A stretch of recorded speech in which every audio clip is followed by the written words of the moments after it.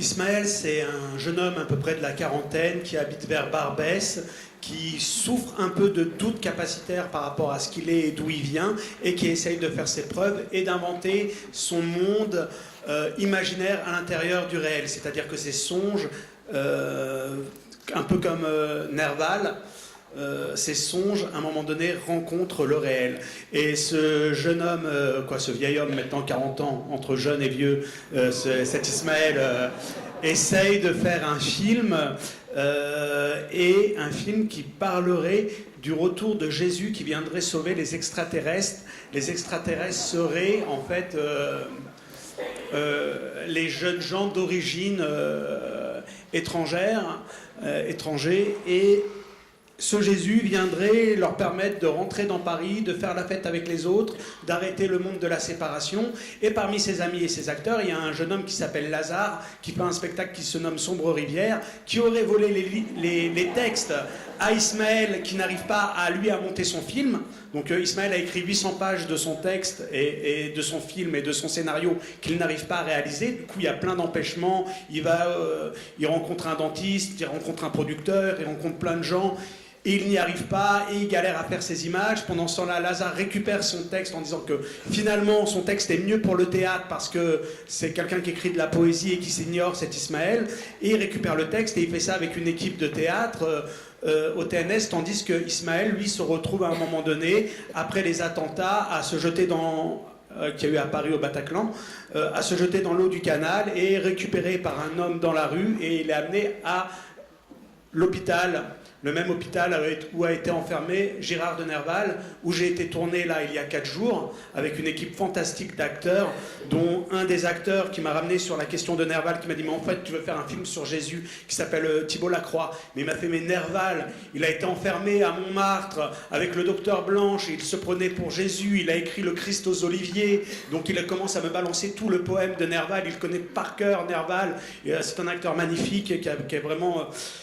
Et du coup, on est parti là-bas, dans la clinique du docteur Blanche, tout à fait en haut de Montmartre.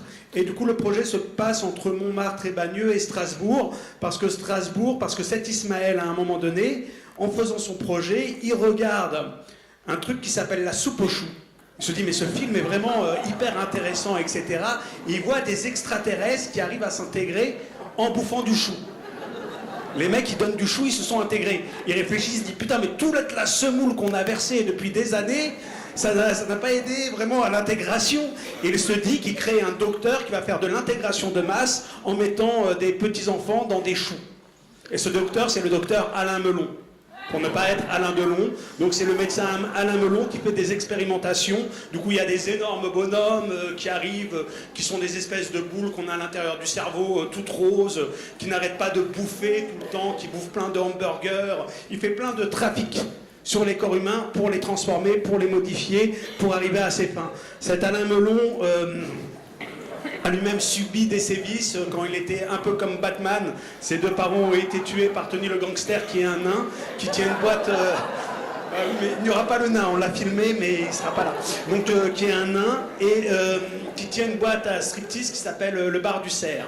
Donc dans le film d'Ismaël, il fantasme Ismaël beaucoup de gens. Il y a Jésus, il y a Cléopâtre, il y a énormément de gens, il y a Batman, tout ça, il y a E.T., parce que la question de l'extraterrestre l'intéresse beaucoup, parce que l'extraterrestre, en fait, c'est l'étranger, quoi. C'est le summum de l'étranger. Comment on fait avec quelqu'un qui n'a pas le même langage que nous, les mêmes codes que nous, Comment on fait? Du coup, on en arrive à cette situation où il y a des extraterrestres, des policiers qui tapent des extraterrestres, les extraterrestres se sauvent, on les met dans des parcs où on essaye de les intégrer de force en leur forçant à manger du chou. Bon. Donc en fait, Lazare, c'est une super production. Parce que là, t'as Batman, t'as la soupe au chou, On va s'arranger pour... Bon, il y a à peu près... C'est une belle équipe d'acteurs. C'est vraiment une très belle équipe d'acteurs. Est-ce qu'on a l'argent pour le faire? On en a une partie, ouais, grâce au TNS. Tout va bien. Donc, voilà. Dis-nous, qu'est-ce qu'on va voir aussi? Je crois que ça va chanter aussi, je pense qu'il va y avoir de la musique. Quelle forme ça va prendre? Toute la première partie, ça sera un film. Donc, il y aura 40 minutes de film. Non mais là tu viens de perdre de 30 spectateurs. Vraiment de beaux films. Super. Un film, c'est le film en fait de la vie d'Ismaël. Et d'un seul coup, Ce que n'a pas pu réaliser Ismaël, on va le voir arriver au théâtre. Du coup, j'aimais pouvoir me poser la question de l'aura au théâtre, de l'être, de l'acteur, de son apparition.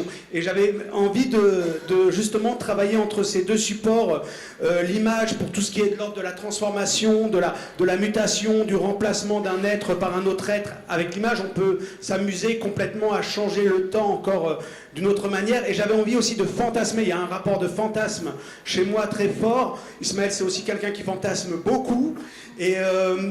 Et j'avais envie de fantasmer comme ça mes acteurs en grand écran, de les voir bouger, de les voir se déplacer, de les voir là autrement, dans d'autres espaces, donner aussi la Cité des Arts à Montmartre, donner Bagneux, voir comment Jésus, à un moment donné, qui est blond aux yeux bleus, qui sauve Ismaël de la noyade quand il se noie au canal Saint-Martin après les attentats, le mec qui vient le sauver, c'est un clochard de la rue, un peu comme Baudu sauvé des eaux, qui vient le ramasser, et il le regarde et lui dit moi je suis à la rue, on va aller vivre chez toi. Sauf qu'en attendant, Ismaël il se retrouve à la rue parce qu'il fait beaucoup de prêts pour acheter son matériel pour faire des films.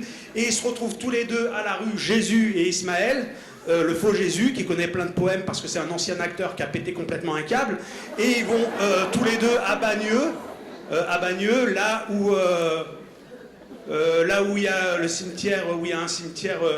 Il y a les vignes de Bagneux où vous venez et boire. Après le film. Rimbaud venait boire du vin à Bagneux. Il faut savoir que Bagneux.